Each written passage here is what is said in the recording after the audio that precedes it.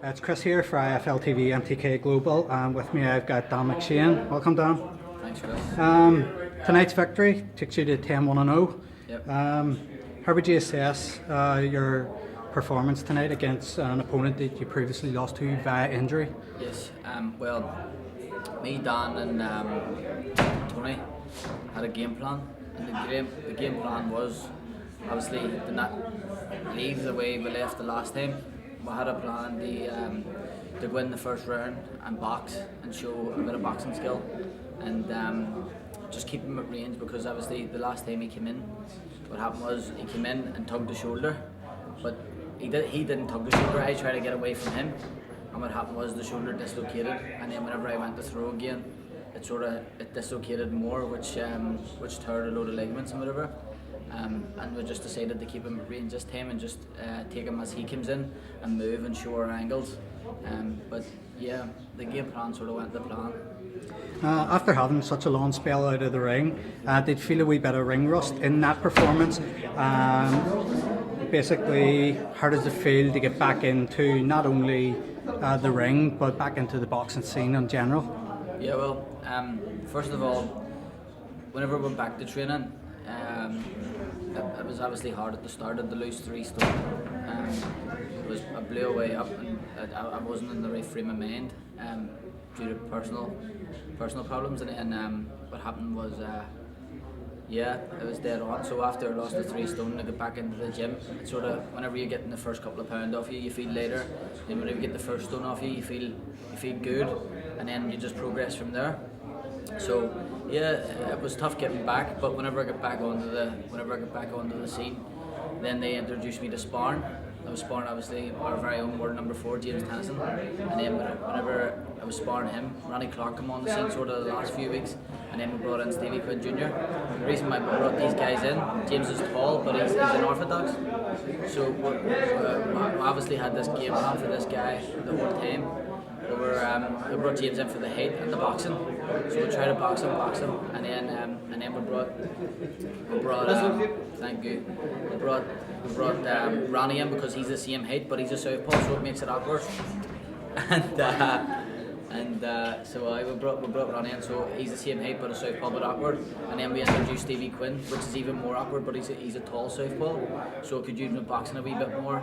And then whenever I get into the feel of sparring again, and then the feel of being into the gym and all that there, I just sort of felt good and felt back at home. Obviously because I was training in the crunk again. Tonight's fight signified much more than just a return to the ring. It was shown on your shorts. Can you tell us a wee bit more about the dedication on your shorts? Yeah. So it was a wee bit more than dedication.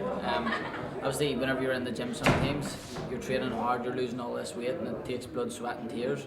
But sometimes you feel like giving up, and you feel like you could be about this journeyman 3 years ago. Is it worth it? Is it worth coming back? Is it going to happen again? I have 2 kids now. I can't afford to be getting injured like that.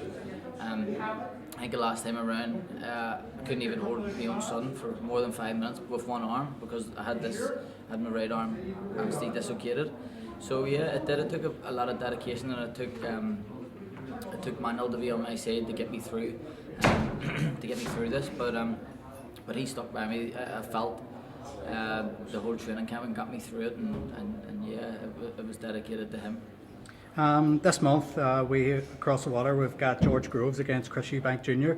in the World Boxing Super Series. How do you see that one playing out? Well, George Groves is obviously good, but if he I don't know if he can play main games with Eubank, because obviously he did with Frach, and Eubank's super fit, and Groves is very awkward. It's a very 50-50 fight. It just all depends who shows up on the night and who doesn't. But I would like Groves to win, because I don't like the arrogance of Eubank. But I also like Eubank because I fought in the same show as him against Tyson Fury whenever he fought Kevin Kingpin Johnson in Belfast, and he seemed a nice land outside the ring. But yeah, I hope nobody gets injured, and I hope the fight goes well, and it's a real 50-50 fight, and I hope the decision goes to the right guy. After your performance tonight, how active would you like to be in 2018? Well, I would like to be as active as if As I was in my first year of boxing. Whenever I was 18, I got 7 fights that year, I think, and I wouldn't mind being that active, but I'll take whatever comes my path. What would you say would be your main aim or ambition that you'd like to achieve by the end of 2018? I don't know. To be honest, Chris, I was only focusing on this fight. My team's planned out a plan on what route we're going and what weight I'm doing and whatever else. But my aim was just this fight. But so whenever we go back to the drawing board next week, we'll sit down and talk about it, and we'll know a wee bit more. We'll know a wee bit more then. Just finally, you'd like to give a shout out to anyone, your sponsors, leading into this fight? Yes, I would like to thank Boyd's Bar of Dromore, the Dog Track Belfast, the Barking Dog Belfast, and McShane Plastering, and also Cambridge Barbers where I work. Okay, Dan, thank you very much for talking to IFL, and wish you the very best in the rest of the year. Thank you very much, Chris.